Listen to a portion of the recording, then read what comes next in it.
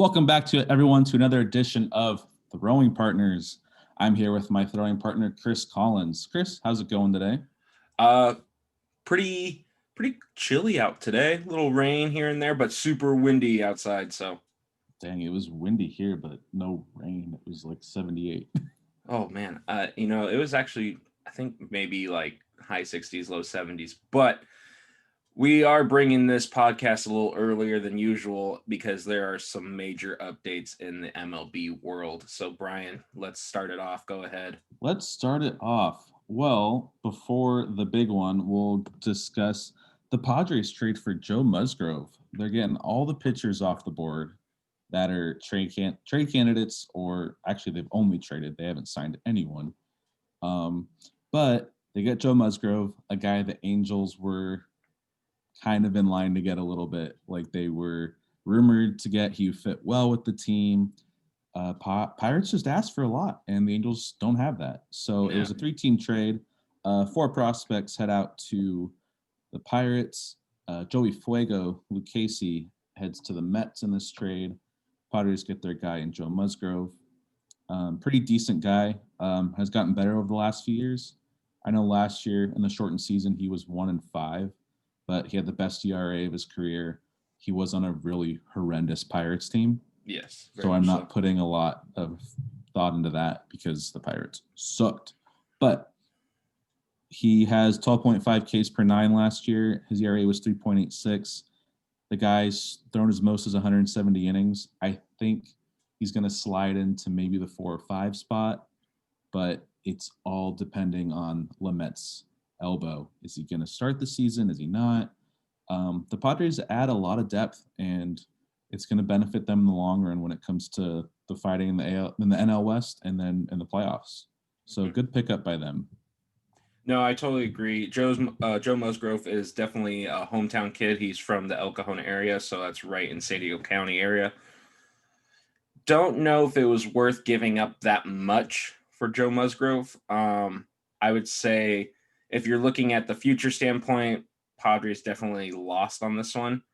But Joe Musgrove has had I would say the last 2 seasons him in Pittsburgh has been pretty, I guess you could say, above average, right at good, if you had to do like a fair kind of grading with him. But hopefully, him being home and stuff like that maybe drives him a little bit more to perform well in front of his family and stuff like that. So it'll be interesting to watch. I think it's a good pickup though for the Padres who needed depth at pitching, because it definitely showed last year and the year before. So they definitely needed it. And they made the deal done. So good move on Padres. He has great control. He doesn't walk a lot of guys. But he's really cheap, $4 million. He's under contract until after the 2022 season. Then he's a free agent. He's only 28. Good pickup. The thing is, like, Angels Twitter is going all over the board of like, oh, we could have got this guy. And it's like, no, like you said, Chris, the asking price for him was really high for some reason. Yeah. Like a lot of prospects in a 3-team trade, kind of strange to me, but the Angels definitely didn't have that. And I know he would have fit well in Anaheim, but in the end, you're not going to give up Joe Adell or Brandon Marsh for Joe Musgrove. No, I would never do that. He's a good pitcher, but definitely not worth like the top 2 like fielding prospects in your system.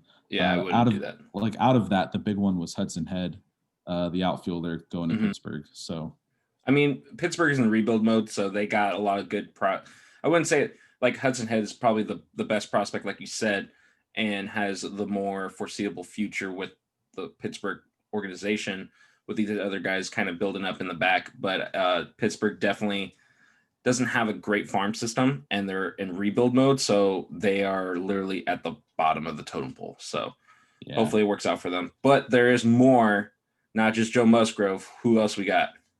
We got the big one coming yesterday. Yeah, yesterday.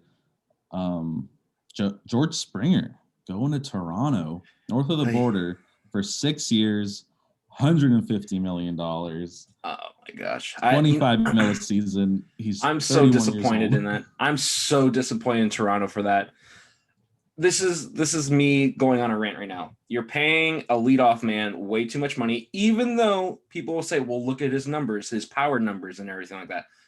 A leadoff man is not supposed to have power numbers. I'm sorry to tell you that. They're meant to get on base and everything like that, which he does. He has above average. But with leadoff hitters now, it's changed drastically. Remember, Mike Trout was leadoff hitter.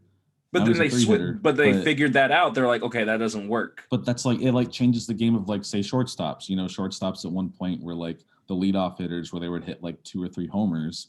But now there's guys like Lindor, Tatis who are hitting like 20 plus. But so none of those guys are batting leadoff anymore. No, they're not. George Springer still has, but I feel like Houston was wasting his talent for power numbers there. They were. And since they already have power. He was their best hitter last year, besides Michael Brantley. And you're gonna tell me you want him to bat leadoff when if you look at all of his home runs, it's basically the RBIs are doubled, which means there's nobody on base basically but himself. Yeah, it's true. It's a strange pickup for Toronto, who has a very young outfield, minus Randall Grichuk, who's like still like but it's a plethora 29 or 30. There's so many. There is a lot, but there's a surplus. They could use that for a trade chip. And I wrote down like, they still need another starter. They still need a third baseman. And I would say maybe like work something out, send Gurriel or I don't want to say it like I want to keep Kevin Biggio if I'm. Why do they need Toronto, a third baseman? What about Vladdy? If the new svelte Vladdy can play third, but he's been listed as probably playing first base for them. So what about Talise then? Is he going to DH? Maybe. That to me right now, that just shows Toronto has too much money, but they have no organization in how to use it. 6 years, $150 million for a guy that, in my aspect, is going to start kind of plummeting in production and everything like that, probably in the next year or two. Yeah, and he's in the AL East, and you're paying him that much. Let me tell you something too. DJ LeMahieu is only 32. He's only 32, 2 years older, producing more than George Springer, and he took 6 years for less money. And you mean to he took $60 million less than George Springer? Toronto, I'm sorry, but that's a horrible, horrible signing, and you're gonna see it in the end, and you're gonna be stuck with it. Yeah, I think he was a better fit with the Mets, honestly, not Toronto, but he stays in the AL. But also in the later years of his contract, maybe he's still hitting. You either move him to a corner outfield spot or he's a DH. I say towards the end of his career, he's going to be a better fielder. He's always been a decent outfielder and everything like that. He's got above average speed, but I don't see him producing what he's been producing in Houston for not even half of that contract in Toronto.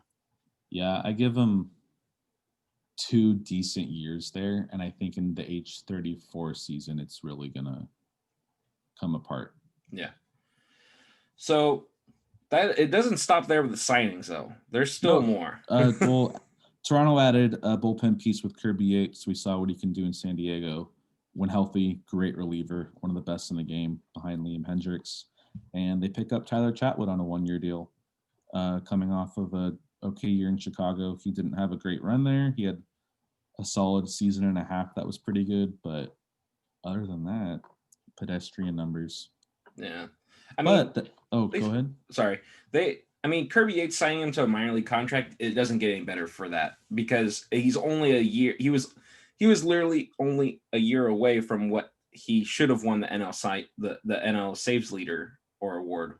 Oh yeah, he should have won the. He should have won it, not Josh Hader, but he's only a year away from that, and you're giving him a minor league contract. I get it, he's older, but if he performs well, like you said, and the old Kirby Yates comes out, him setting up for Ken Giles is going to be scary for late inning comebacks. It's going to virtually be impossible to come back from that. Yes. I also think that I have to double check, but he might have gotten a major league deal considering He was injured this past season, but it was small sample size. He's healthy now. It might have been a major league deal. We'll double check that. But I agree. Like when healthy, he's going to be that 1-2 punch that the back end of the bullpen for Toronto is going to be outstanding. And you're right. The late inning comebacks are going to cease out there in the AL East. Yep. I mean, the AL East is getting weaker anyway. It's getting weaker. So, but that leads us to who the Blue Jays almost got. And the Astros were like pulling Michael Scott, and they're like, I need this. And they bring Michael Brantley back for 2 years to Houston for a 2-year deal. That was a weird twist of fate. They needed it. In order for them to actually keep up as the top AL West team, they needed Brantley back. And that 2 years, like he signed before, I mean, he was phenomenal in those 2 years with Houston.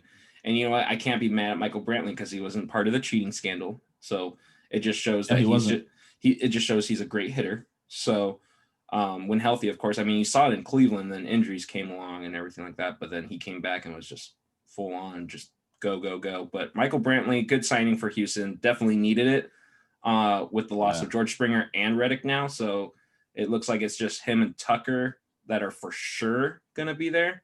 And then probably, I mean, what's his name? I can't even think of his name. Young kid, right fielder. Oh my gosh. Not Yordan Alvarez. That is Yordan Alvarez. Oh, he's mainly been DH, but that's what I'm saying. He's not going to be playing the outfield. So, yeah. So, but I think it's a good signing. They don't really have, I can't even, like without Reddick, it's like Brantley, Tucker, and then that's it. And, you know, they really need a bounce back here from Altuve and Bregman. Correa was good last year, but I think he's a free agent after this season. I think they'll sign him back.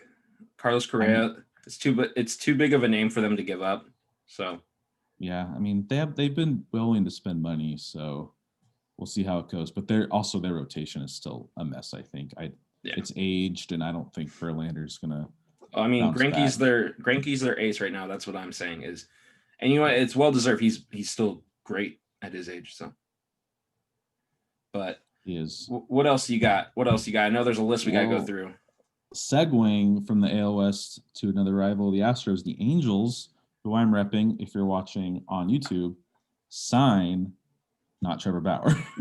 They signed Jose Quintana, who last pitched the last 3 years with the Chicago Cubs after a solid 6 seasons with the White Sox. 1 year, $8 million. He's coming off a non-baseball injury last year. I believe he cut his throwing hand while washing dishes, which is just a random household injury. He threw 4 games and started just 1 last year.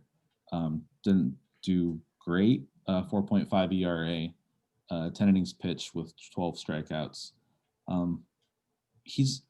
It's low risk, high reward. 8 mil is nothing. We've seen them do this in the past with Julio Teheran, who didn't pan out, or Matt Harvey, who didn't pan out. Mm-hmm. I don't think this is going to be like those guys because we've seen what he does when healthy. He throws innings, which a lot of guys in the Angels don't do, and he's consistent. I know his wins and losses aren't up to par when it comes to his career and then his time with the White Sox, but you have to think he was on really bad White Sox teams. I agree 100% with what we've seen from him before. But I'm going to say there's a curse for Angels starting pitching and these 1-year deals. I know. There's this curse. I don't know what it is. I don't know if there's a black cat on the mound or buried underneath the mound or something. I have no idea. But if it's the 1-year deals that have been killing you guys besides, and people are like, what about Dylan Buddy? Dylan Buddy was traded for. It wasn't a 1-year deal. He was traded for. That's why he did great. But look, like you said, Teheran, Matt Harvey, even Tim Lincecum. Let's keep going. Let's keep going. Who's another 1-year deal that was just in shambles there? I don't mean to rag on I Angels. know. It's just It's blatantly a curse there, and I think I'm sorry to say it looks good. It looks good, but there ain't no diamond in the rough there. it's a broken record. It's the same thing every year. If he's healthy, from in 2018 and 19, 32 games played each year, 32 games started, 5 straight years with the White Sox of over 30 games started. If he does that with the Angels with maybe a 4.2 ERA and under, throws 180 innings in a regular season, he's going to pan out, and it would be a win.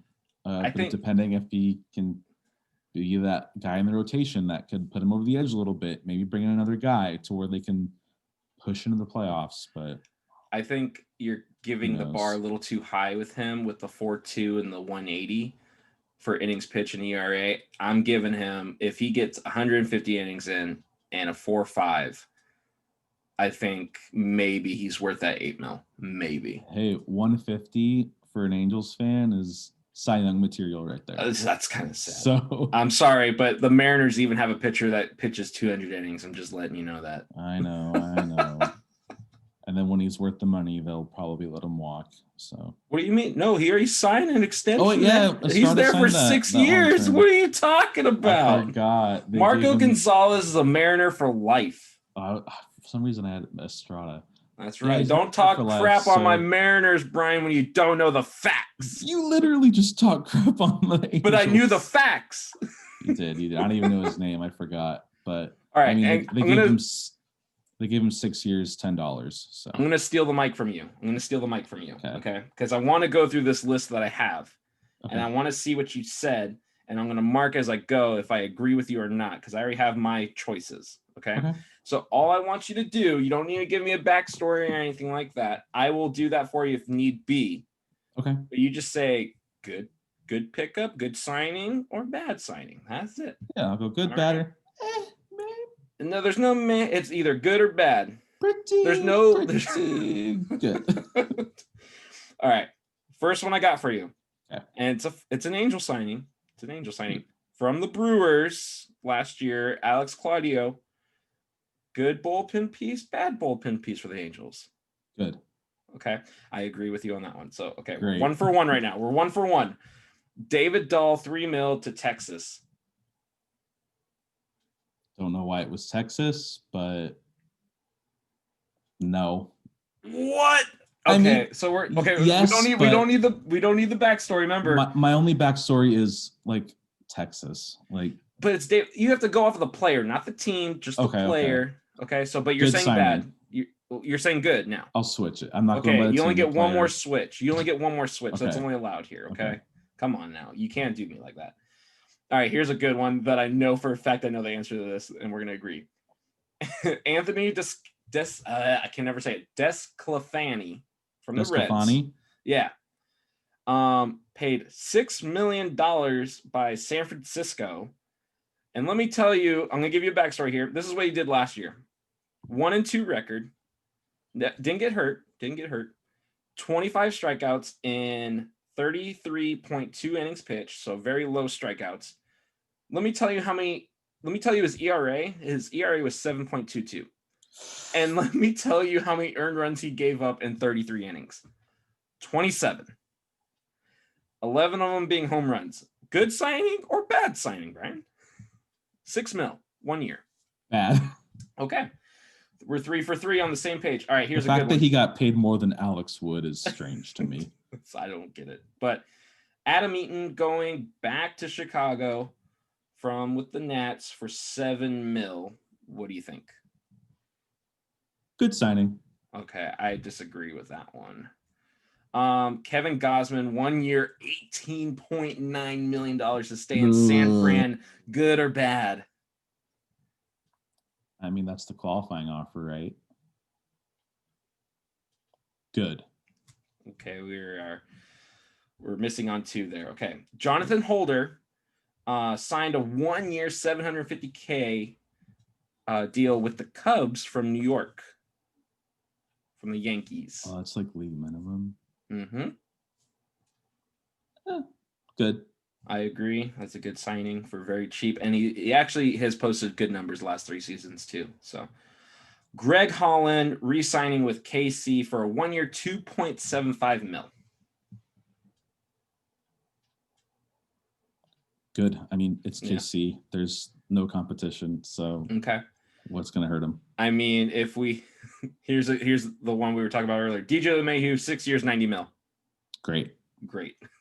So far, probably the best signing yet. Yeah. Yep. Don't know how much this is for, but John Lester is signing with the Nats for a 1-year deal.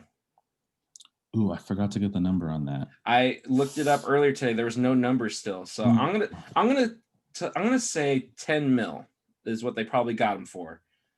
But this is an old John Lester, so what do you think for 10 mil? If it is 10 mil, what would you say? If it was 10 mil, bad. Okay, we agree on or disagree on that one. I thought it was good. I'm considering him pitching in the NL East and the bolstered Mets and the Braves. I mean, he faced them before with the Cubs, but I don't know. We're almost halfway through. You ready? Yeah. Trevor May, 2 years, $15.5 million to the Mets from Minnesota. Good. Yep, I agree. Very consistent. James McCann, 4 years, $40 million to the Mets from the White Sox. Good. I think it's good as well.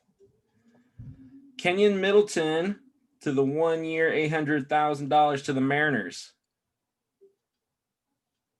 Low risk. Good signing.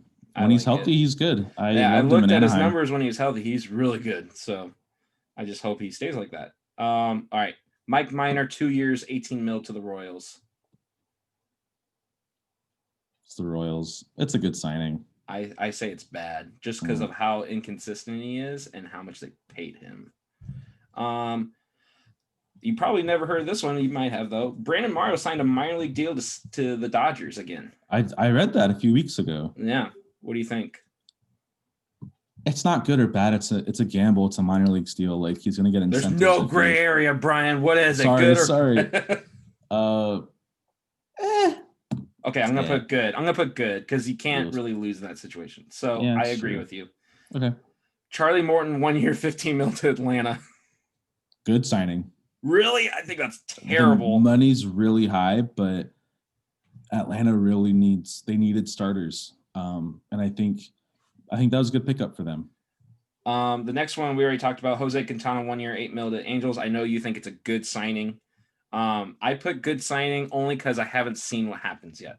It looks good on paper. We haven't seen what happens yet with any of those guys, though. Yeah. So Robbie Ray, 1 year, $8 million to stay in Toronto.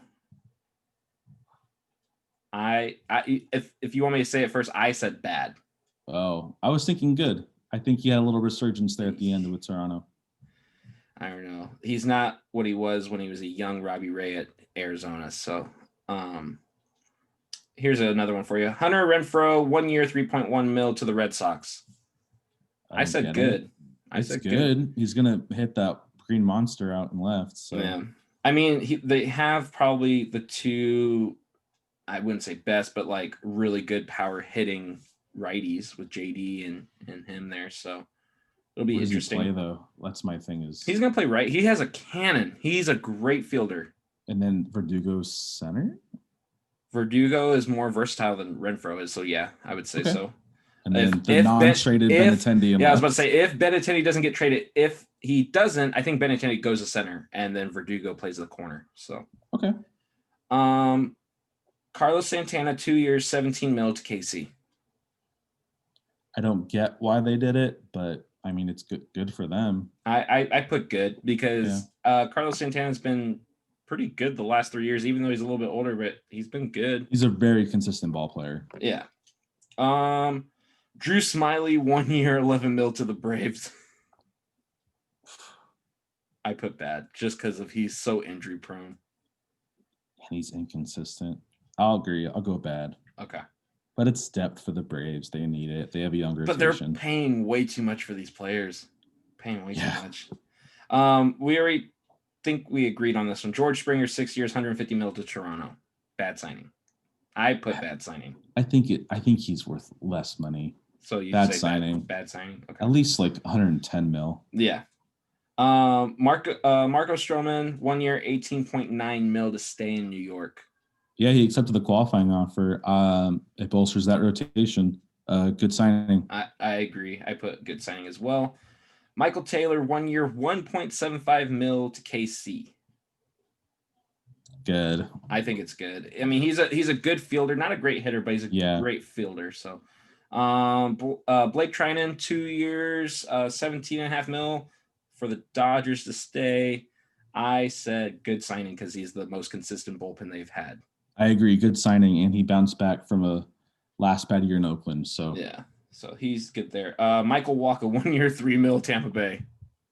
Tampa knows how to get pitchers back to form. So I put good. bad. I put bad. Even though it's really cheap, but I don't know. Michael Walker, man, ever since he had that one great year in St. Louis, he just hasn't been the same. Fun fact, was the Angels slot pick, but since they signed Albert Pujols, the Cardinals got that pick. Well, they got your draft B. Yeah. Well, that's interesting. Or it was probably your round 2 then. I think it was the first round. The first pick. He was an LCS MVP in 2013. So I'm pretty sure it was a draft B because you can't get a round 1 pick from just signing a top free agent from somebody else's team. Maybe. Yeah. Last one. Joe Musgrove to the Padres. It's so to me because it's the prospect haul for him was so big. Good for their depth and the rotation. I put good too. So let me tell you how many we didn't agree on. Okay, so there is 3, 4, 5, 6, 7. 7 we didn't agree on, and the big one I just want to talk about before we go into more onto baseball. And if you haven't figured this out yet, folks, this is an all baseball podcast for this episode. Sorry to disappoint, but I promise you on Friday there will be a football one because football is coming this weekend.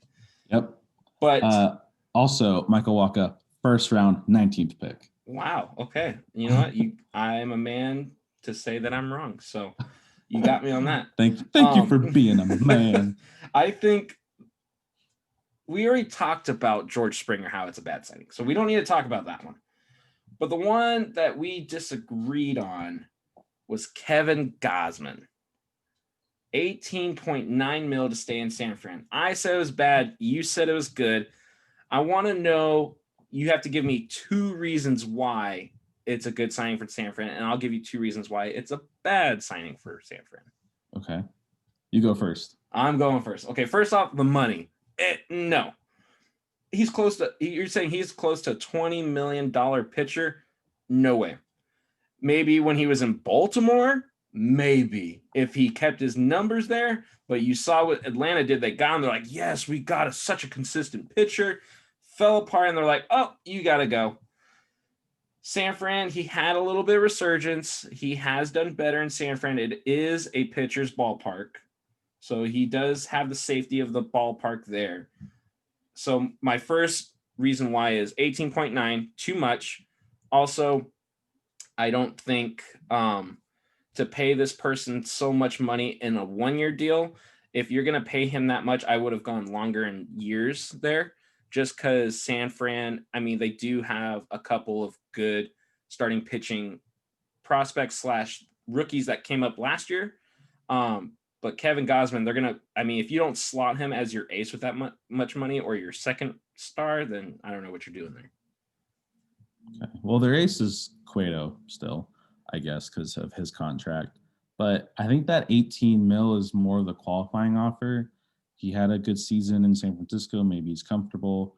We don't know what a full season of him would have been. It could have been a whole resurgence where he would have been deserving of that money. It's only for a year. Padres, Giants have a lot of money. They're a lot of money off the books now. They have a little bit of money to spend. They were in on Harper a few years ago. They're rumored right now to be like another landing spot for Trevor Bauer. So Who I don't knows? know. I don't think they will. But I don't once think they they were get gonna Brandon get. Belt and Brandon Crawford off their payroll, they have a Yeah, lot of money. I don't know how much Evan Longoria is making. I He's don't know. coming to the end of his contract too, Posey's at the end. This is his last year so they're of gonna his have contract. they're gonna have a lot of money to spend when they don't even have a really great farm system. So they're gonna rely on a lot of free agent signings, and I'm kind of curious what it's gonna look like for them. So I'm curious, but also like I think it was a good signing for them. It was 18 mil, which is a lot of money, but also like he was one of their consistent pitchers this past season. Given a full season, he could have been a lot better. It's only for a year. We saw how close they were to making the playoffs this past season. Um, he's probably comfortable there. He gives them depth. So I think it's good. Like Giants need pitching. They got rid of a lot of guys just like became free agents or they just got rid of them. Like yeah, the one thing I do give the Giants though is like to knock on them is the fact that they're very like it's good, but it's also like bad is they're super loyal yeah, they to a very lot of much those are. They won't let them guys go. that won those World Series for them. And I get it. Like 3 and 5 years, that's awesome. But you keep bringing back, I know they cut him, but like Hunter Pence and Pablo Sandoval and like Mm-hmm. Brandon Belt, like had a great season this past year. But other than that, like he's not a It's great like they're hitting they're first living in the baseman. past still when they won those World Series, and Yeah. I mean, last year they actually did all right. They were still in the hunt for a while to make the playoffs with who people thought, and I thought too, was no shot at all. But anything can happen in baseball. But that was my list. Um, and I wanted to get through that before I wanted to say two more things. Like again, we've talked about this before. I believe in the second episode. I just want to say, baseball culture is changing for the good. Of course, Marlins signed. I cannot say this right, but their new GM is Kim. Kim How do you say Eng. Ming? Right, Ning, Eng. Ing. So and then Bianca Smith, the first African American minor league female baseball coach for Yeah. Boston. So congrats to those two women of power. It just shows that baseball culture, I know it's so old and traditional, a lot of people can't get into it. It is changing. It's just going to take a while, but they're making progress, and I like to see that. I like to, and like a lot of people are, or I guess you could say guys are just like it's man sport, all this stuff. We've been like that for a long time, and you don't know what these women can bring to the table. Who knows? Bianca Smith could win maybe a title in the minor leagues with their team, and And be a Kim, coach in the major leagues. Like exactly, and Kim Ning can be like the net. You saw what the Marlins did. The Marlins yeah. are made the playoffs, and you know what? Who knows? Maybe she does some crazy stuff to that organization with Derek Jeter, and they just run with it. She's been in baseball a very long time. They And they're know the break sport. yeah, they're breaking barriers. There's nothing against or wrong with having women in sports. Like No, not at the all. more the better. Like it's they bring a different insight of the game and also just we see with ESPN too, like they all care about sports. Like that doesn't matter like who or what you are, what you believe in or not. Like the fact is like you have this common ground of sports. Why not um Sport. Everybody's explore it got and just different have everyone ideas. there? Everybody's got different ideas, different perspectives, and that's how human nature, that's how you learn.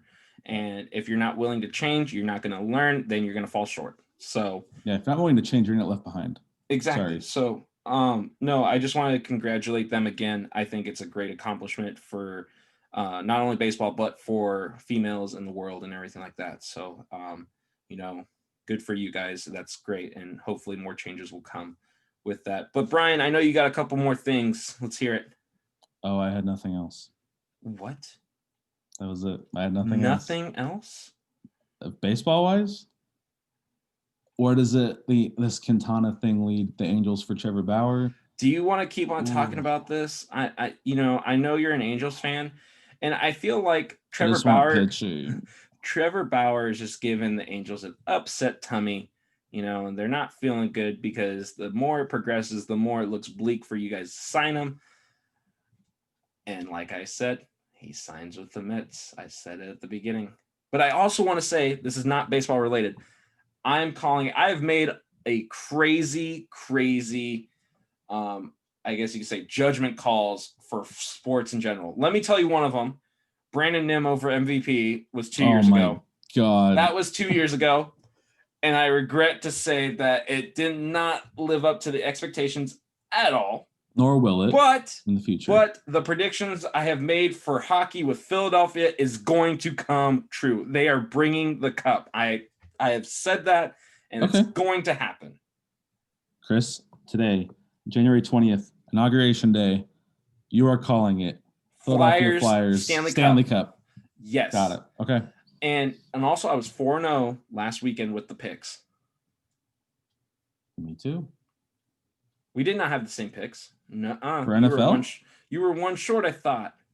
No, I thought you picked Baltimore. No, I picked Buffalo. Do you have your notes still? Yeah. Let's see. Hang on, Buffalo. Folks. We got to look this up. I know I picked Buffalo. I know me and my roommate were 4-0 with our picks. I should just play the Jeopardy song with this. While this pause is going on, folks, let us know in the comments and like our videos for YouTube. Always subscribe to Spotify and Apple Podcasts. And also send us some messages with some topics you want us to share about. Boom. Brian, Green Bay, Bills, KC, Bucks. Okay, good job, Brian. What does Chris's say? Green Bay, Bills, KC, Bucks. That's right. Okay, so right now we are tied, and I know it's gonna be a crazy Sunday, but I'm not doing picks yet. I'm waiting for on Friday. I'm waiting for a certain someone to get healthy. So yeah. That's what my pick depends on. So, but with that, folks, we are at the end of this episode. Pretty short episode. I know it's just about baseball, so it might seem boring to a couple of you all out there. But please hang tight for Friday. Football's coming. Basketball's coming too. And we hope to hear some comments and topics for you guys. And it could be about anything. It doesn't even have to be about sports, okay? But we would like to see more comments and everything like that for topics. We had a shout out last episode, and we actually talked about it. So we are true to our word. We will talk about it, but like I always say, stay safe, stay healthy, be kind to one another. It is officially Inauguration Day, so here's the change, and let's hope for the good for this country and for everybody. So Brian, closing remarks. Yeah, just to reiterate what Chris said, slide into our DMs, let us know what we need to work on, fact check us. We're Throwing Partners Podcast. We're centered around sports, but we can talk about anything: pop culture, coffee, the weather. I don't want to talk about the weather. Who cares? But we'll do it. But yeah, follow us on Facebook, subscribe, follow us on Instagram, like us on Facebook. It is Inauguration Day, so this will be coming out tomorrow, day one, the full day of new President Joe Biden. Looking forward to the next 4 years. I think this is a time of healing, no matter where you stand and your political beliefs. But I have positive thoughts about the next 4 years. So we'll see where it goes. Main hope, let's get back on the field. Let's watch some sports. I'm tired of watching sports brings people TV. together. Yep. Unity. All right, guys. Well, with that, we'll see you next time on Friday. All right. Thanks for listening.